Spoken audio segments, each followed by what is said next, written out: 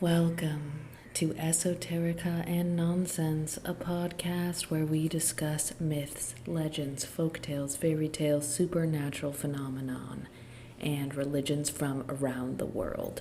Story time with Pepper Bell.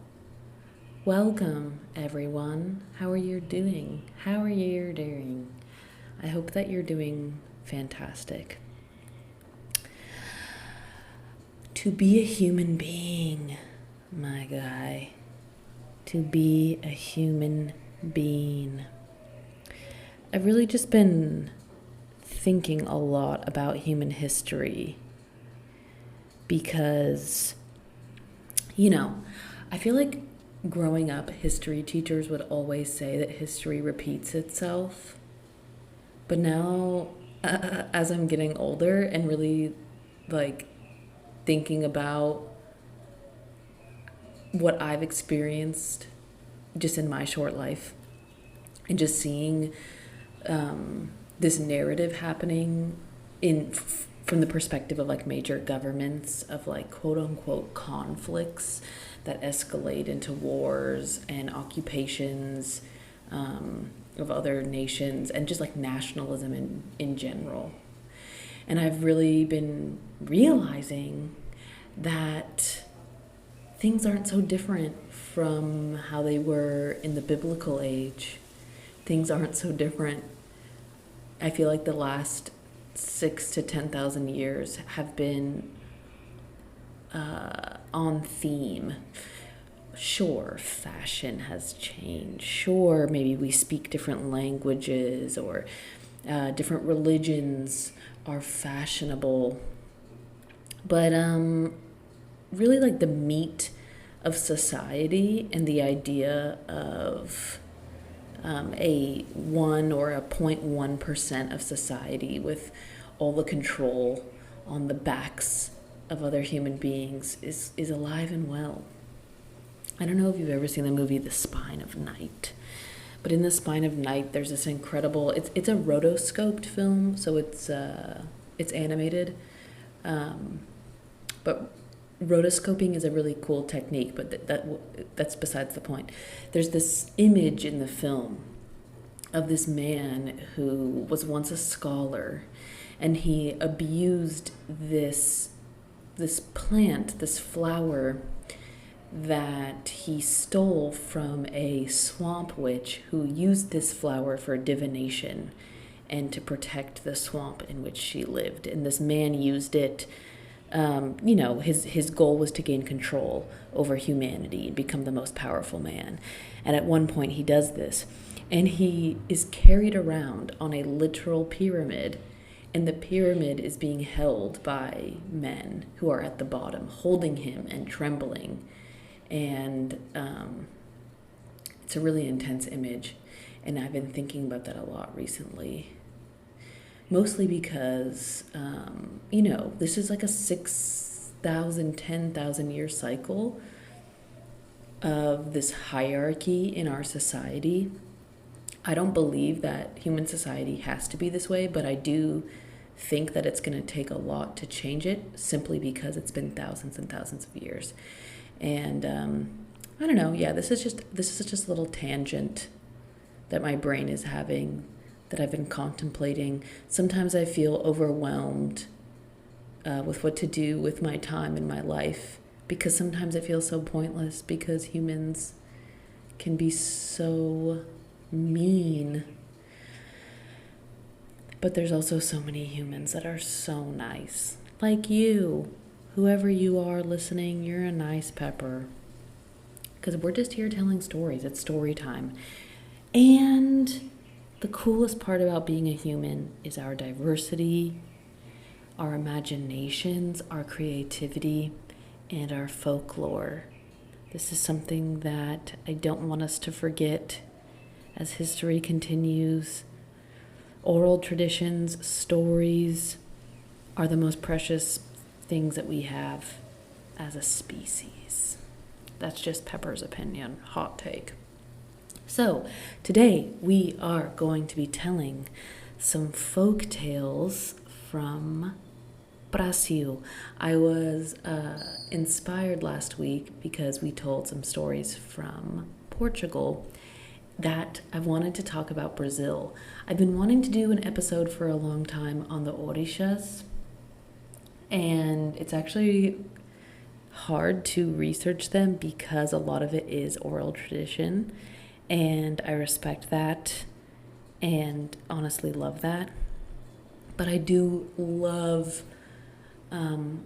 I love Brazil. I love Brazilian culture, and I love the magic that's tied into it. And so, similarly to the United States, Brazil has a very, very diverse culture that is a mix of the colonial culture, that being the Portuguese, the indigenous culture, the Native Americans who are living in that area before the Portuguese, and then also a huge influence from the African people that were brought over during the transatlantic slave trade.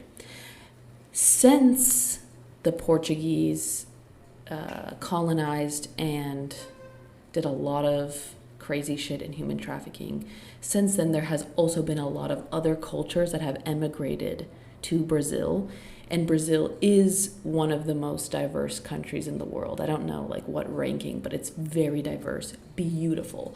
So what's interesting is a lot of fairy tales that we hear now, which are from Brazil, are often hybridized stories. They'll have stories that either started as a story of the indigenous people that was mixed in with the Portuguese stories and African stories. There could be a story that started from Africa that then was mixed in. Like sometimes there are stories from Portugal. So there's different mixes and vibes with folk tales and things of that nature, depending on how they were brought over and so on and so forth. So I'm just telling a couple of random little stories, but I just want you, as you're listening, to think about like what aspect of this story feels like it's from indigenous American culture? What aspect of the story feels like it is from the imperial Portuguese culture? And what aspect of the story feels like it was brought over from most likely West Africa, but possibly another part? So, with that, let's tell story number one. Story number one, I'm having some tea. I'm drinking this really good tea. My friend Oyster bought it for me, and it's an Ayurvedic tea that I put some honey in, and it's iced. It's very, very nice. And you can probably hear the breeze outside my window right now. It's rustling the leaves of the orange tree, and the birds are singing. They're very happy. Okay, so story number one is The Princess of the Springs. Once, long ago, the moon giant wooed the beautiful giantess who dwells in the great river and won her love. Already I'm hooked. The moon giant is wooing the giantess who dwells in the great river. Sign me up. Okay, so the moon giant built for her a wonderful palace where the great river runs into the sea. It was made of mother of pearl with rich carvings, and gold and silver and precious stones were used to adorn it.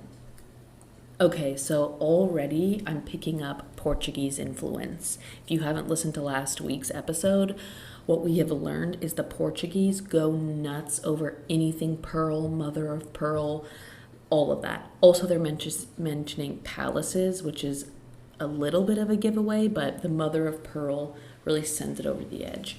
But what I do want to mention is the giant talk. I'm noticing, not to give anything away, but a lot of the stories I've looked into from Brazilian folklore involves giants. So that's just something I want to plant in your mind. I'm not sure if that is, in fact, from indigenous culture there, or maybe it was brought in from another influence, but I am seeing a theme of giants referenced. Okay, so our moon giant built this bomb palace for our girl, right? It has mother of pearl, carvings, gold, silver, stones, all of it, the works. Never before in all the world had a giant or giantess possessed such a magnificent home. When the baby daughter of the moon giant and the giantess of the great river was born, it was decreed among the giants that she should be the princess of all the springs and should rule over all the rivers and lakes. This is sounding like Oshun. Let's see what happens. The light of her eyes was like the moonbeams, and her smile was like the moonlight on still waters. She's a moon-faced baby. She's a moon-faced princess. Oh my God. Okay, I have to read that again. The light of her eyes was like the moonbeams, and her smile was like the moonlight on still waters. Ugh. Eat my heart out.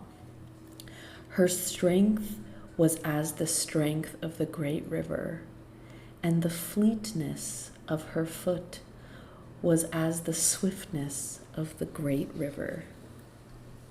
As the beautiful spring princess grew older, many other suitors came to sing her praises beneath the palace windows. But she favored none of them. That's right, that's my girl. She was so happy living in her own lovely palace with her own dear mother that she did not care at all for any suitor. No other daughter ever loved her mother as the spring princess loved the giantess of the great river.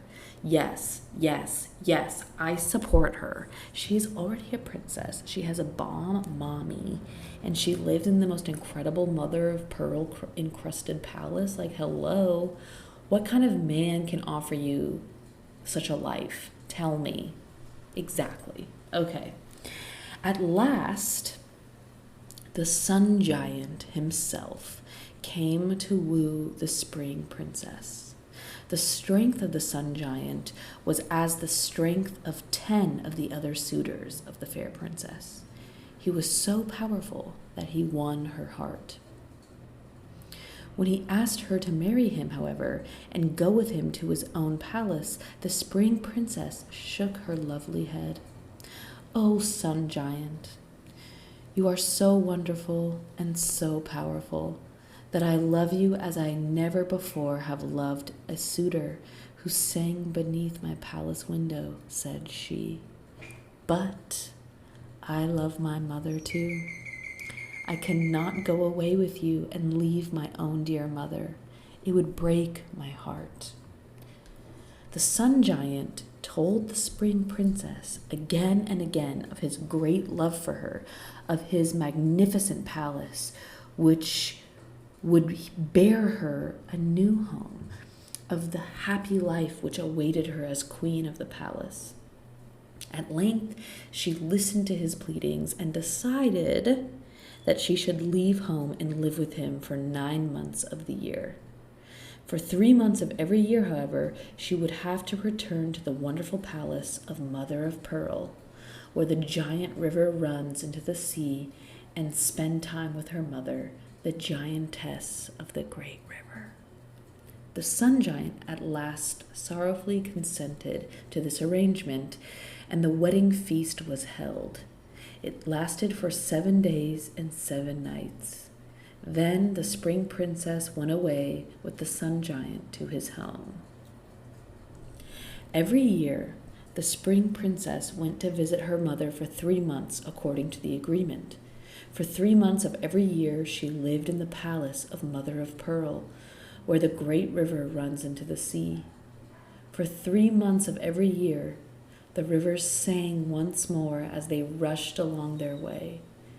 For 3 months the lakes sparkled in the bright sunlight as their hearts once more were brimful of joy. I'm obsessed with the spring princess. Oh my god.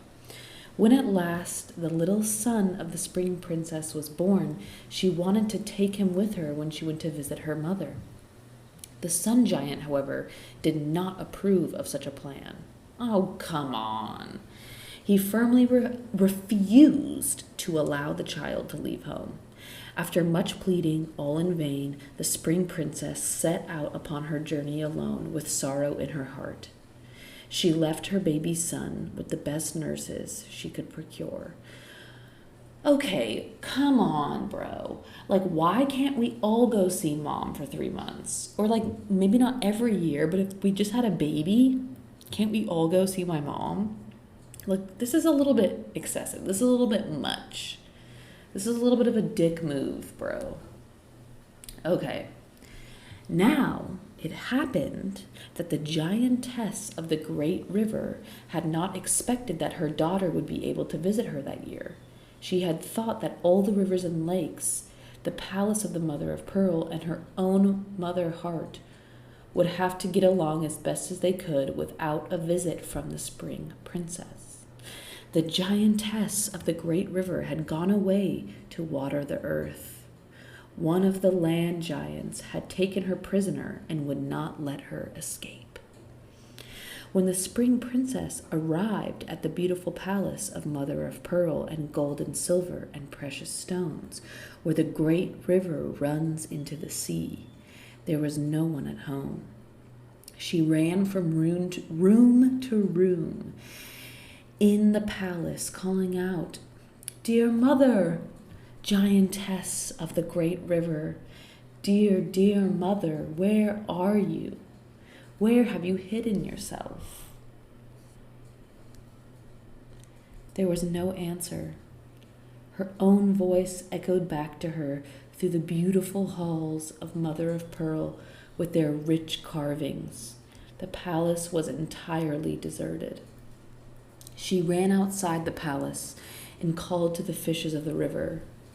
"Oh, fishes of the river, have you seen my own dear mother?" She called to the sands of the sea. "Oh, sands of the sea, have you seen my darling mother?" She called to the shells of the shore. "Oh, shells of the shore, have you seen my precious mother?" There was no answer. No one knew what had become of the giantess of the great river. Okay, do you know what this is reminding me of? I just saw this video online of this guy. What did it say? It said, "The only one keeping you from hearing the ocean all day is you." And he made himself headphones with seashells as the earpieces. So it's basically a headband. So you can wear seashells on your ears like full time. I love that. We need that. Anyway, okay, back on track. The spring princess was so worried that she thought her heart would break in its anguish. In her distress, she ran over all the earth, and then she went to the house of the great wind. The giant of the great wind was away, but his old father was at home. He was very sorry for the spring princess when he heard her sad story. Okay, sorry, my brain farted. We are at the palace of the giant of the great wind. Or the house. Okay, I never said palace. We're at the house of the giant of the great wind. Okay, got it. So, the giant of the great wind says, "I am sure my son can help you find your mother," he said as he comforted her.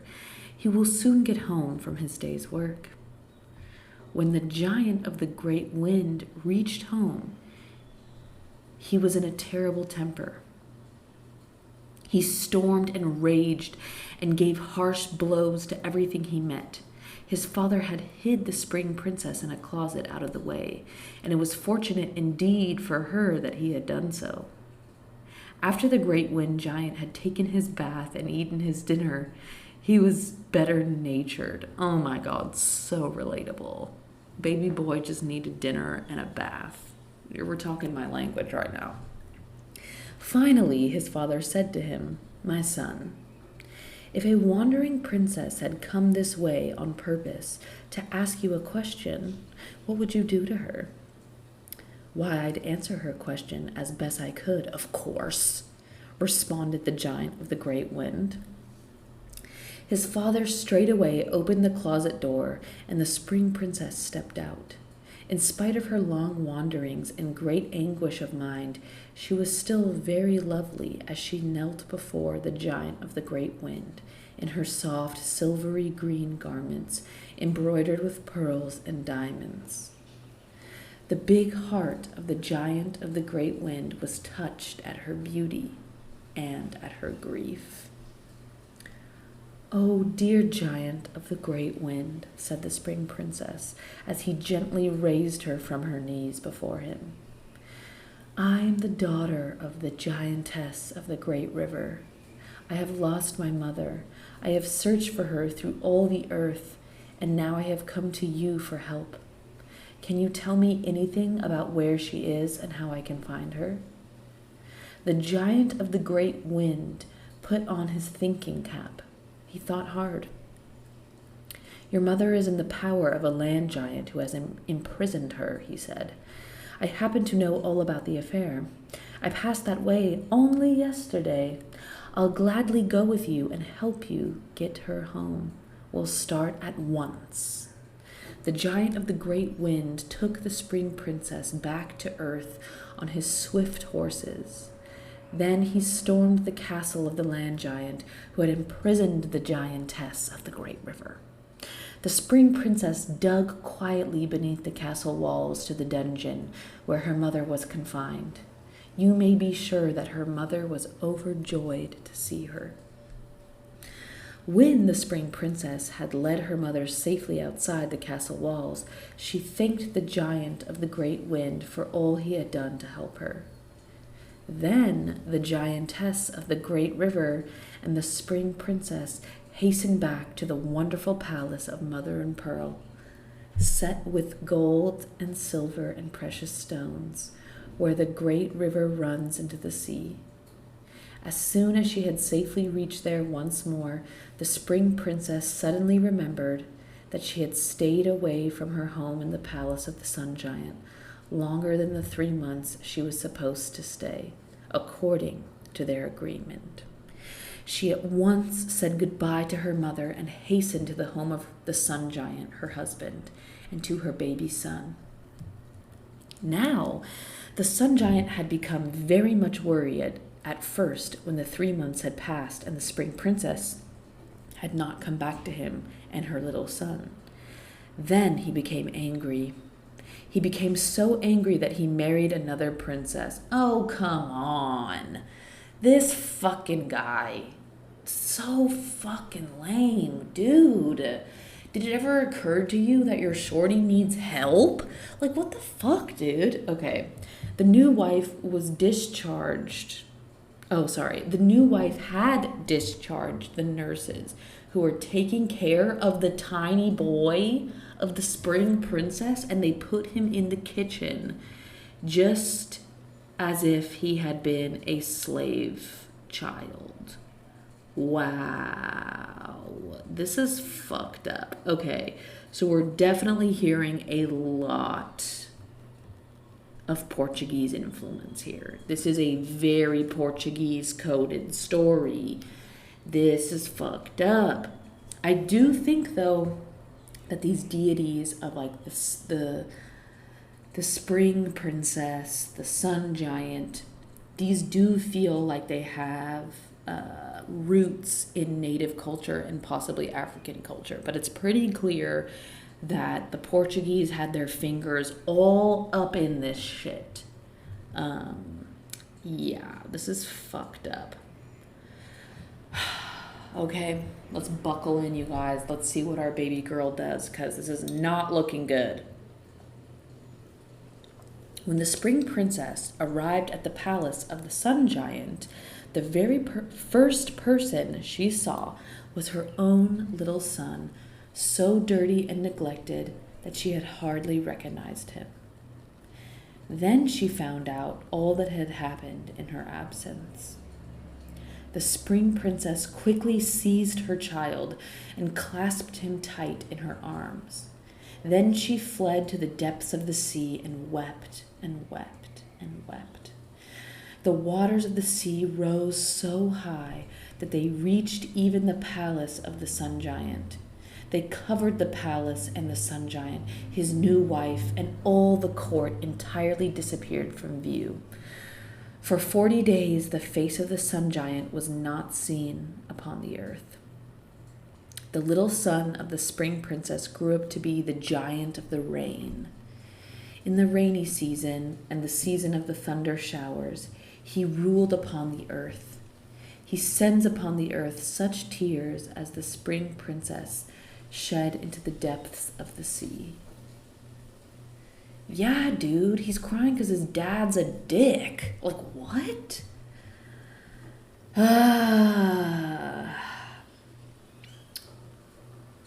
That really broke my heart. The spring princess was a little nice angel baby.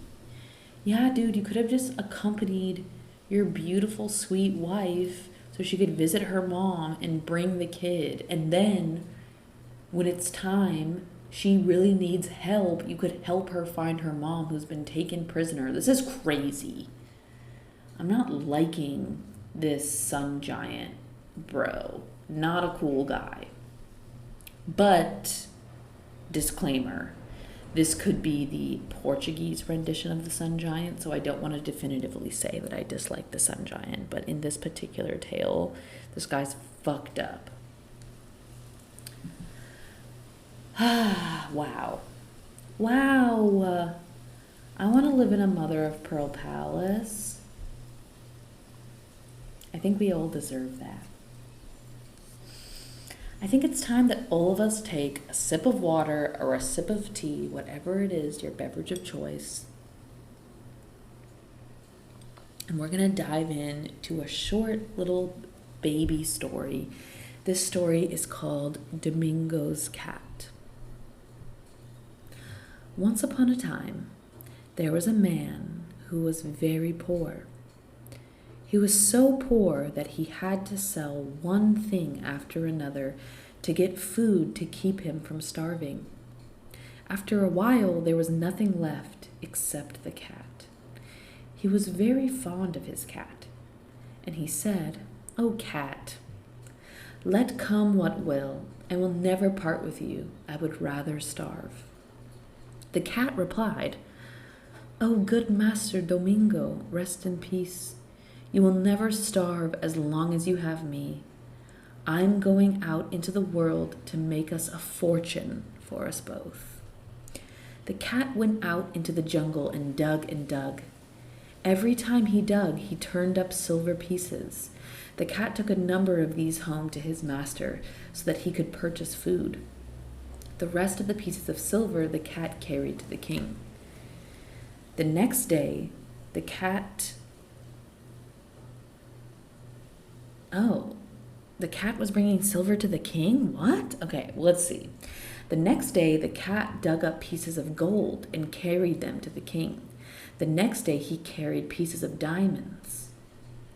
"Where do you get these rich gifts? Who is sending me such wonderful presents?" asked the king. The cat replied, "It is my master, Domingo." Now the king had a beautiful daughter. He thought that this man Domingo must be the richest man in the whole kingdom. He decided that his daughter should marry him at once. He made arrangements for the wedding through the cat. Love this cat. "I haven't any clothes to wear to the wedding," said Domingo, when the cat told him that he was to marry the daughter of the king. "Never mind about that, just leave it to me," replied the cat.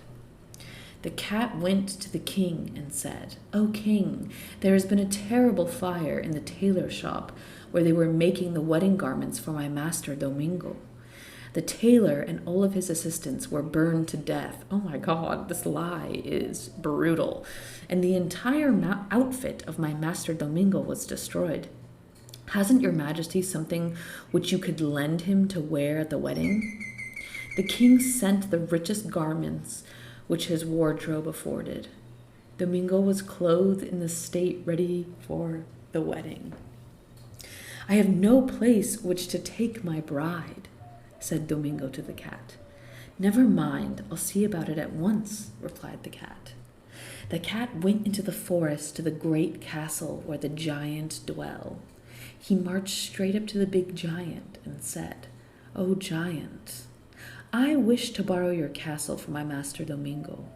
Will you not be so kind as to lend it to me just a little while?" The giant was very much insulted. "No, indeed, I will not lend my castle to you or your Master Domingo or anyone else," he shouted in his most terrible voice. "Very well, then," replied the cat. He changed the giant into a piece of bacon in the twinkling of an eye and devoured him on the spot. I'm loving this cat. This cat deserves a name. Hello. The palace of the giant was a very wonderful place.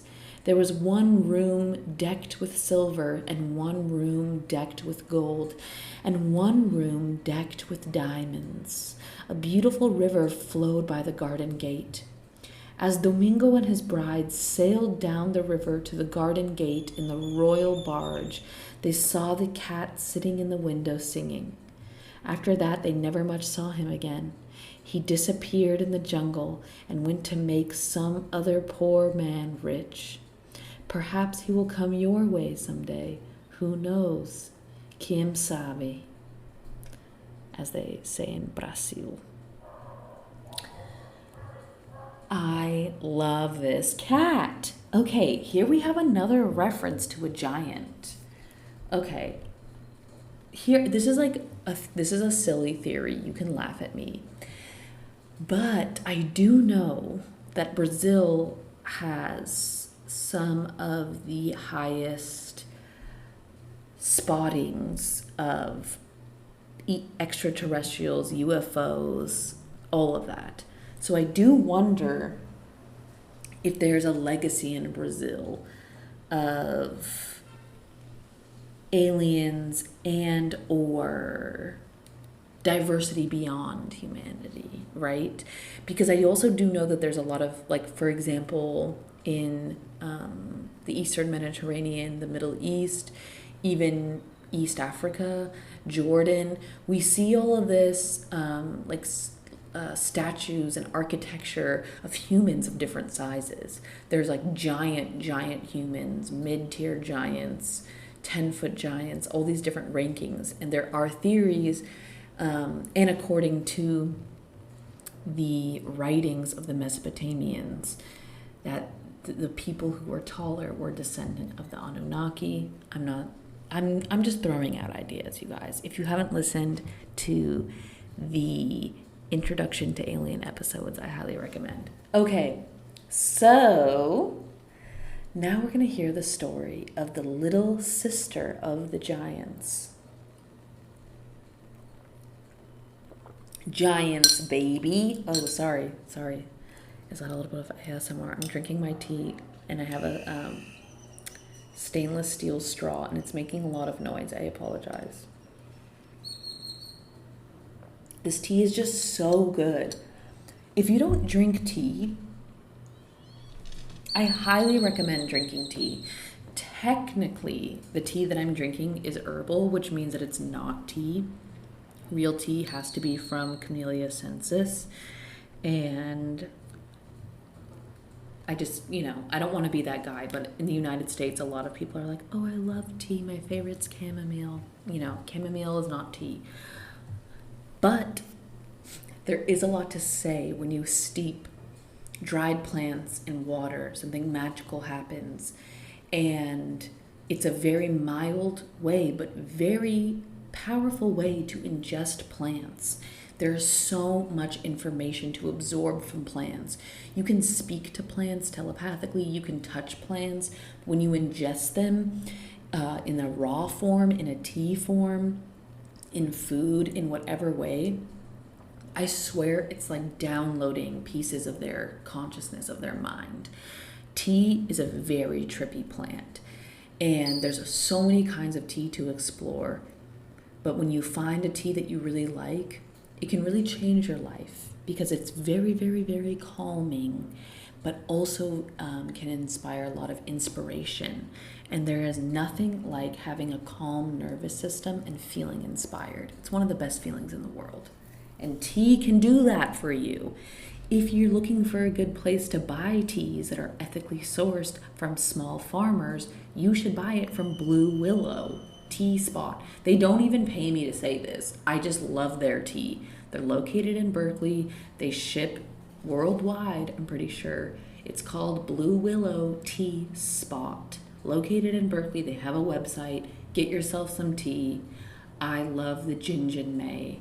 And I love the 11Zs, but everything is really good. Highly recommend. Okay, let's fix this cord really fast.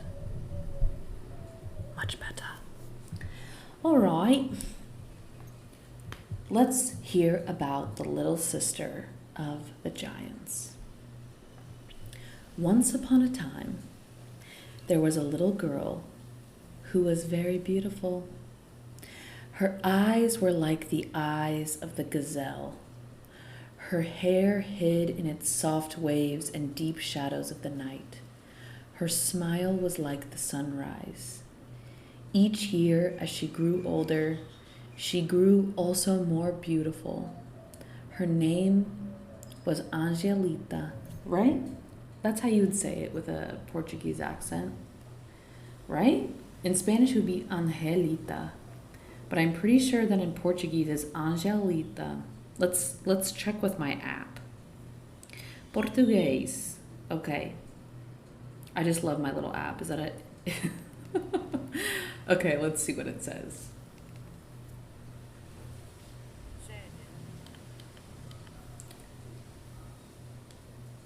No, Angelita, please.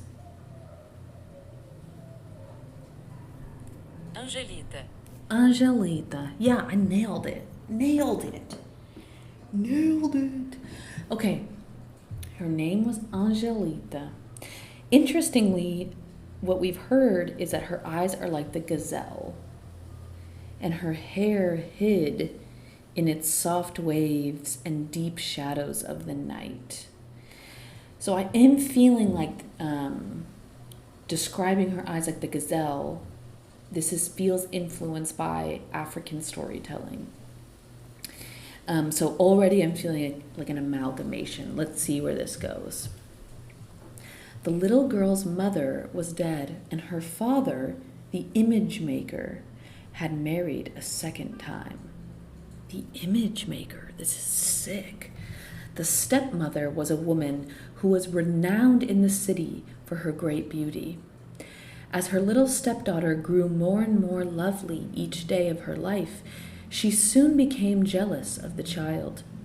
Each night she asked the image maker, "Who is more beautiful, your wife or your child?" Damn, this bitch, that's toxic. Girl, you need to let it go. This is a PSA to everyone. Let the young people shine. Competition is such a bad look, especially over things like external beauty. Like, this is just not it. And you're her stepmom now. Like, this is fucking rude. The image maker was a wise man, and he knew all too well his wife's jealous disposition. He always responded, "You, my wife, are absolutely peerless." You know what he should have said if he was really trying to butter her bread? He should have said, "You are a pearl without price." That's some game I picked up, just saying. Okay, one day, the image maker suddenly died. Fuck, bad news.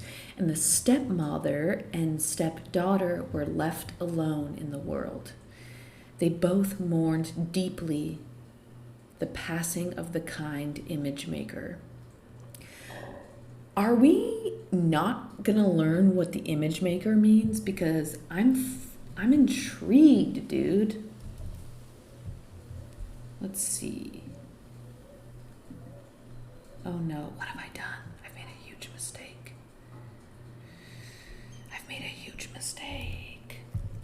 Image maker. What does that mean? Image maker? What is image maker?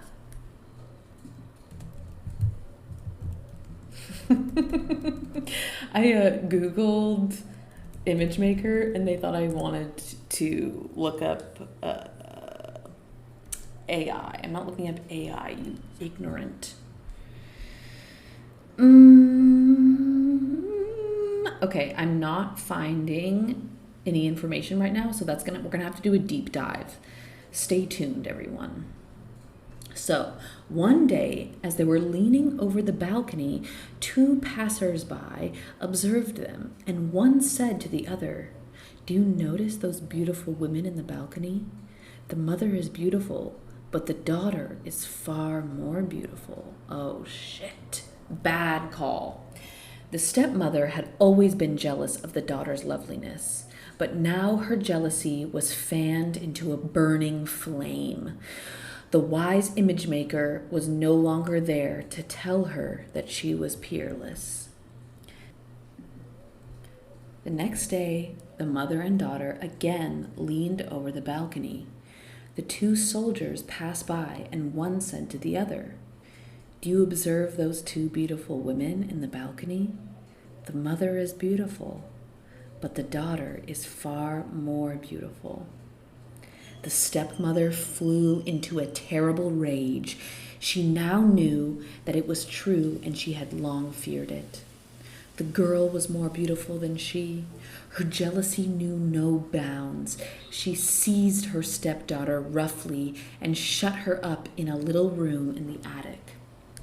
The little room in the attic had just one tiny window high up in the wall. The window was shut, but Angelita climbed up to open it in order to get a little air.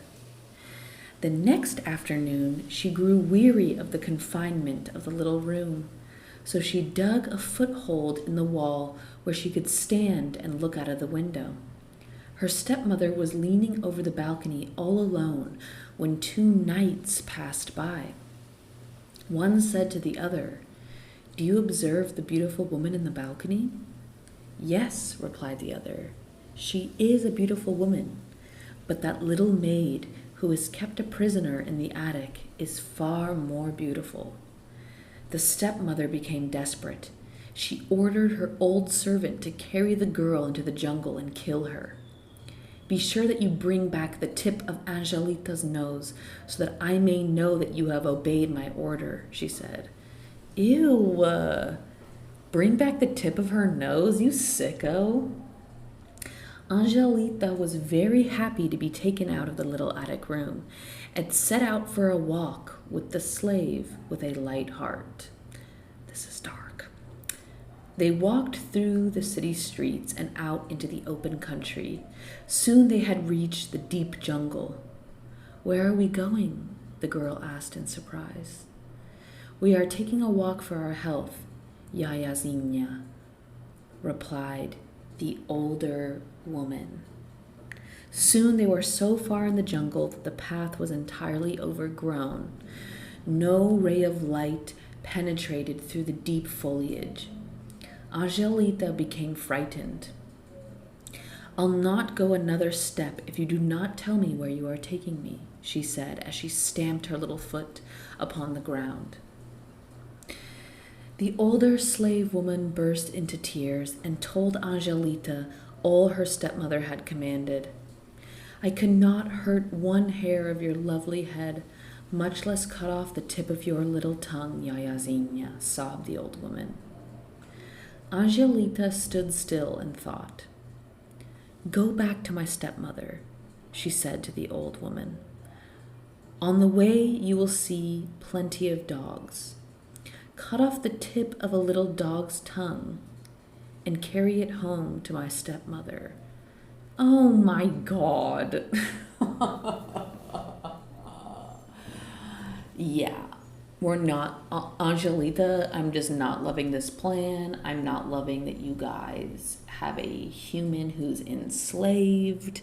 This is not a good look, and no, no, no, no, no, no. This is what the older enslaved woman did. The stepmother believed her and thought that she had slain her stepdaughter according to her command. Angelita, in the meantime, wandered on and on through the jungle. The big snakes glided swiftly out of her path. The monkeys and the parrots chattered to keep her from being lonely.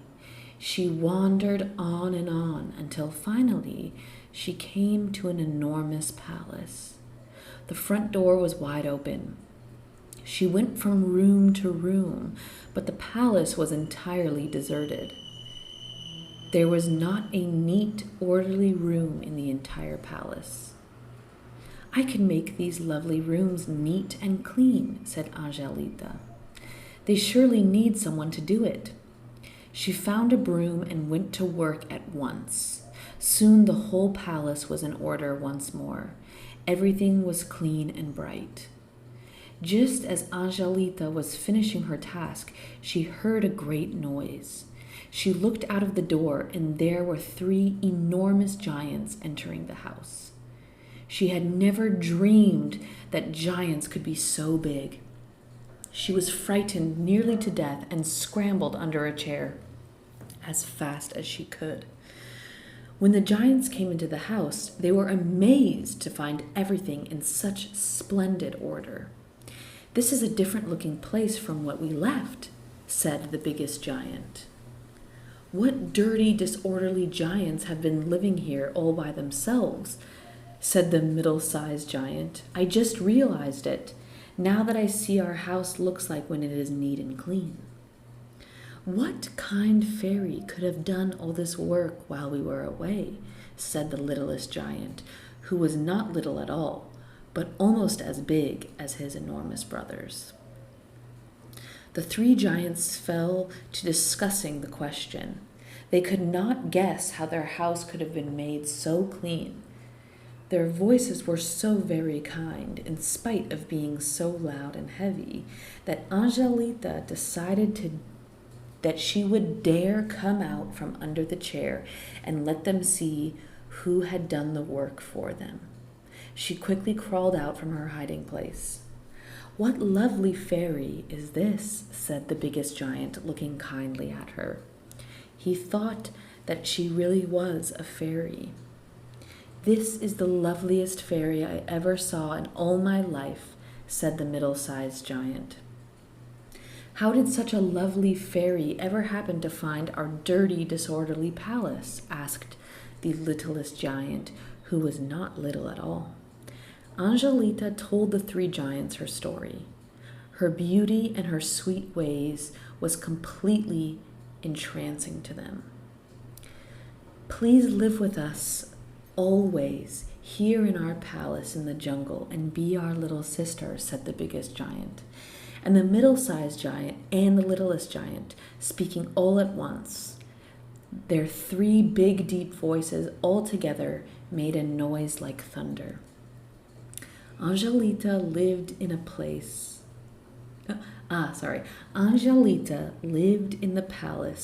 with the 3 giants after that.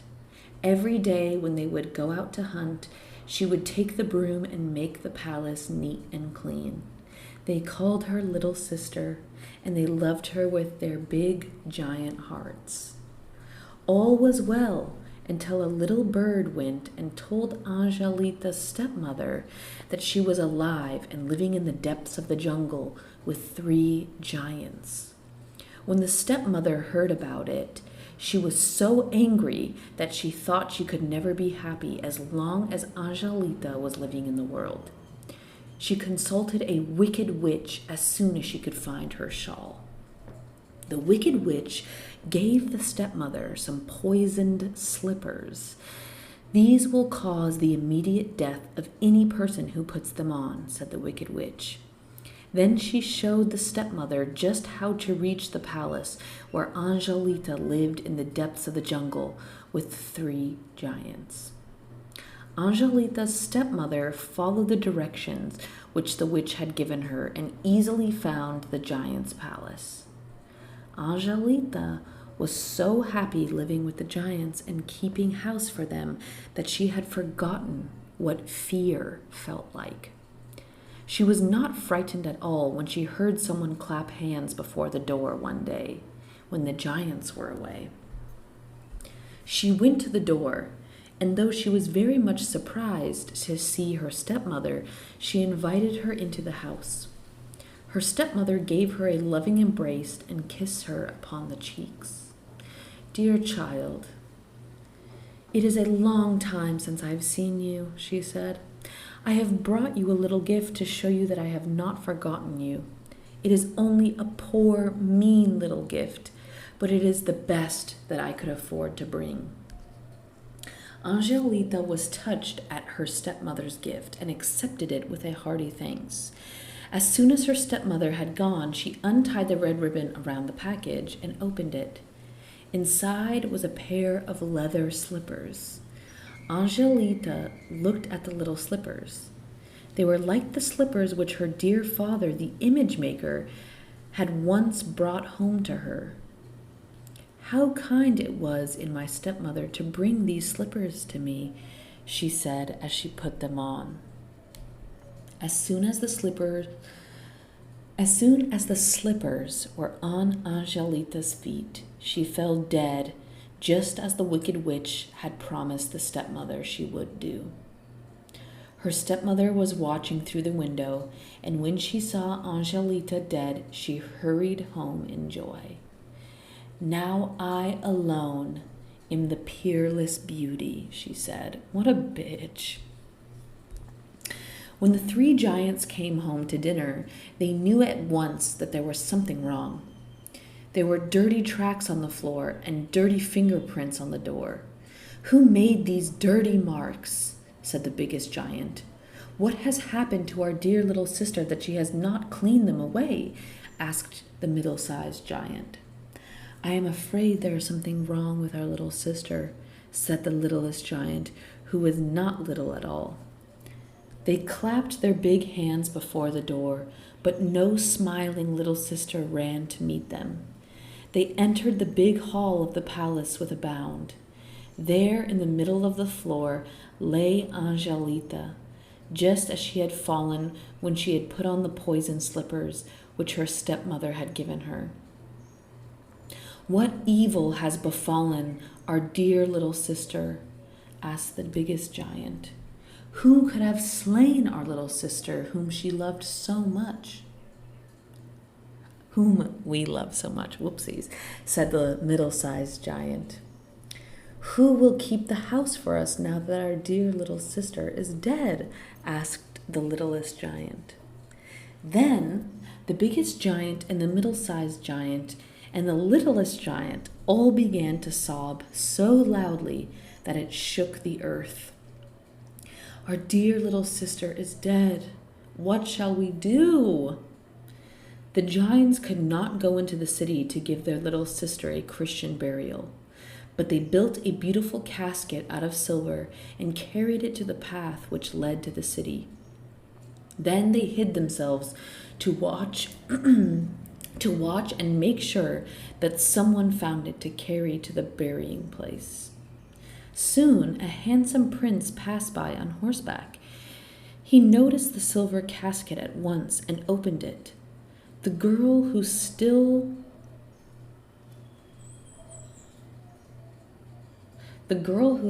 form lay inside. Okay, that makes sense. Sorry. The girl whose still form lay inside was the most beautiful maid he had ever gazed upon. "This dead maid is my own true love," he said, and he carried the silver casket home to his own palace. Okay. Here's the thing about these old school stories. Like, I love that they try to be so romantic, but this is like a little bit crazy. Like, this girl's dead, And now you're saying she's your true love because she's hot? Like, this is a lot, dude. This is a fucking lot. I totally support you giving her a burial, even trying to, like, revive her life if you know people with that capability or, like, whatever is about to happen, because I'm sensing that maybe he's about to bring her back to life.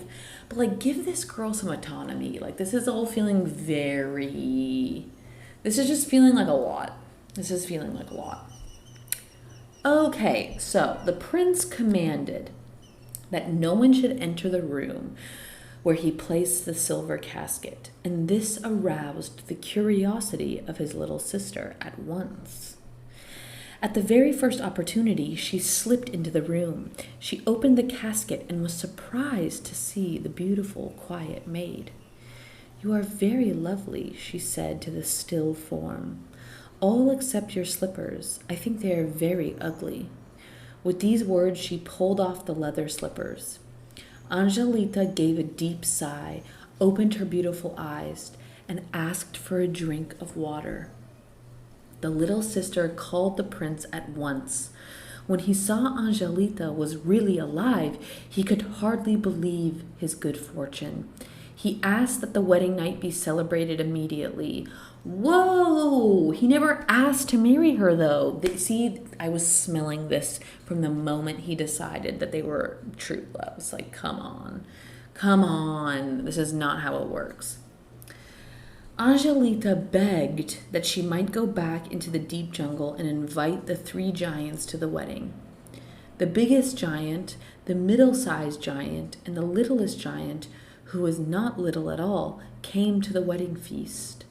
After that, they visited their little sister often at her new home, and when she had had children of her own, it was the funniest sight one ever saw to see the biggest giant hold the tiny babies upon his knee.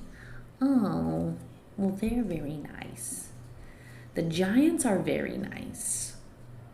Yeah, this is so interesting because these stories are very obviously coded with like Portuguese culture, and even deeper than that with culture, like Arabic culture. You can definitely hear the influences that the storytelling of 1001 Nights had over Portuguese stories, but there's very obviously influence from indigenous cultures, be it Africa or South America.